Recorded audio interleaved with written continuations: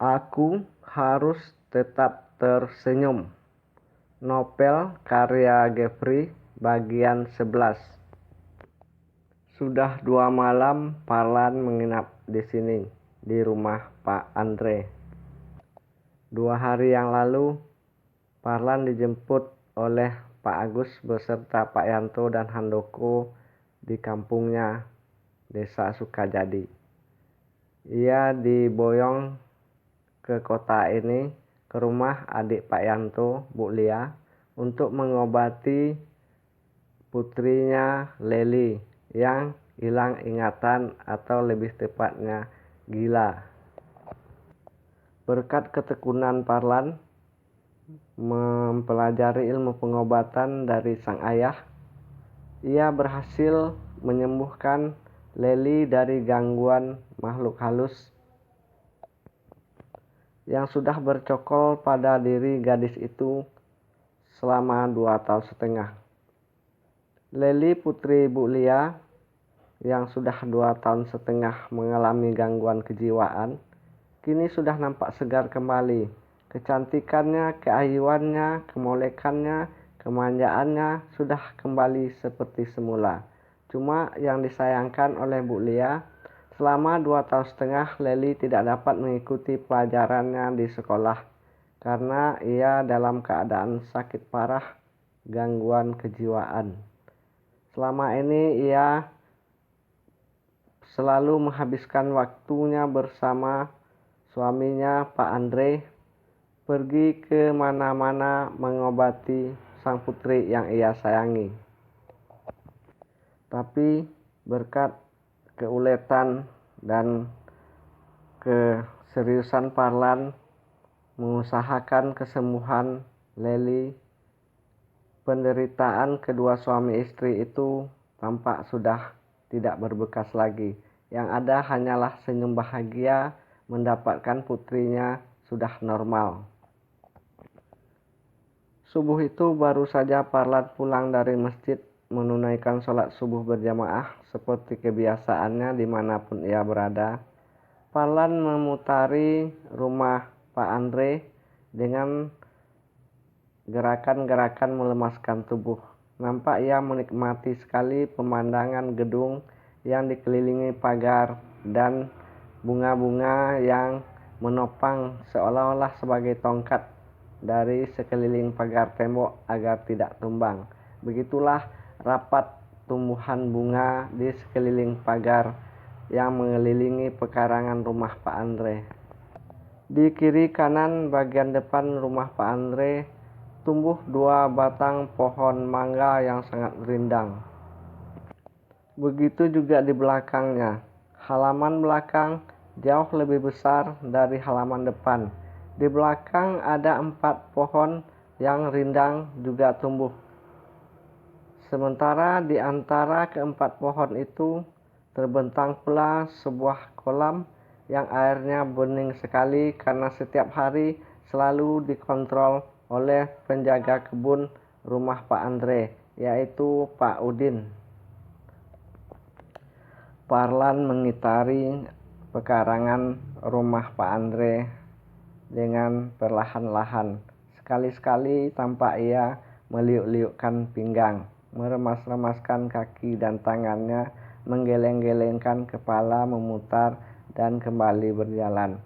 Ketika ia memandang pada sebuah sudut tembok, ia melihat sebuah sapu tersandar di sana. Parlan lalu mengambil sapu yang tadi tersandar, sekarang sudah berpindah ke tangannya.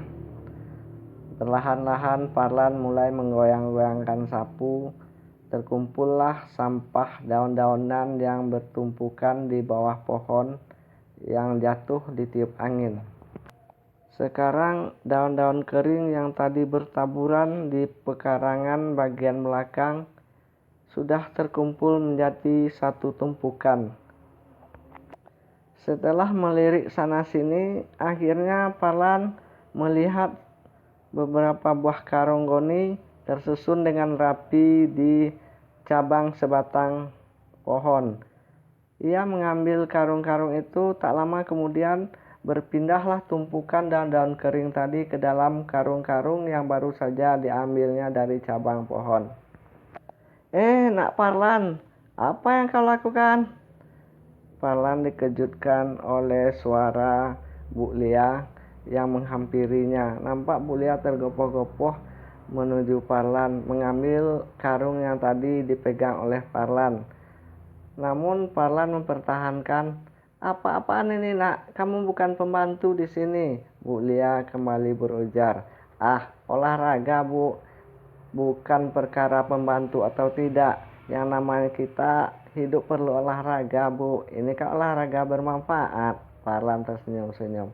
Tak lama Pak Andre pun muncul di samping mereka bertiga. Leli nampaknya juga tidak ketinggalan. Ia masih mengenakan piyama pink, juga berkumpul dengan Parlan bersama ibu dan ayahnya. Sekarang sudah 4 orang berkumpul di dekat tumpukan sampah yang sebagian sudah pindah ke karung-karung dan sebagian masih terkumpul bertumpuk di hadapan mereka. Dari kejauhan tampak Pak Udin, si penjaga kebun, lari tergopoh-gopoh menghampiri tumpukan sampah yang belum dikarungi oleh Parlan.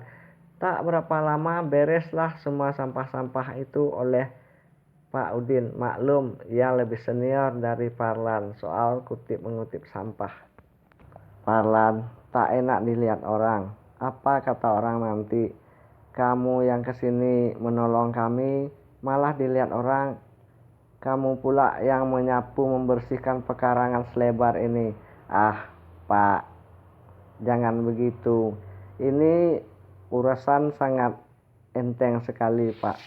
Apalah susahnya menyapu di atas keramik, kata Parlan memandang kepada seluruh permukaan pekarangan yang sudah dipasangi keramik. Memang semua pekarangan rumah Pak Andre, dari depan, belakang, samping, kiri, kanan, semua sudah tertutup keramik. Hanya di pinggiran pohon-pohon yang tumbuh sajalah yang ada tanahnya. Kalau di kampung kami Pak, kami nyapu di atas lumpur. Itu yang repot. Ini apa susahnya Pak? Ditiup saja pun bisa bergeser. Parlan senyum-senyum.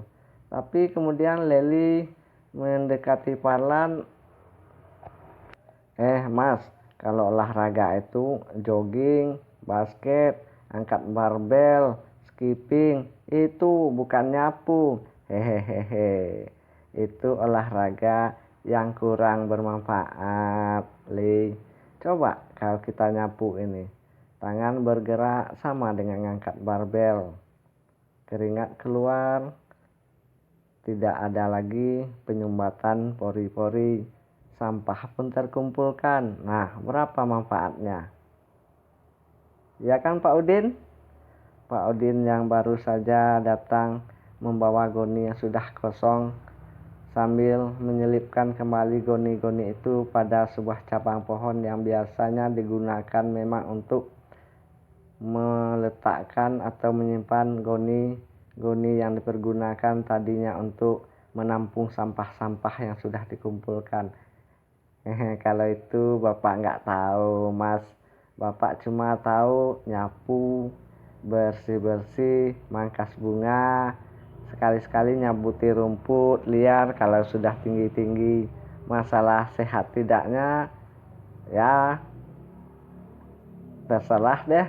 Yang namanya sakit juga sakit. Pak Udin tidak bisa melanjutkan argumennya karena ia segan sekali kepada Pak Andre, karena ia teledor sekali membiarkan Parlan sempat bekerja sudah beberapa puluh menit, bahkan hampir 1 jam lebih.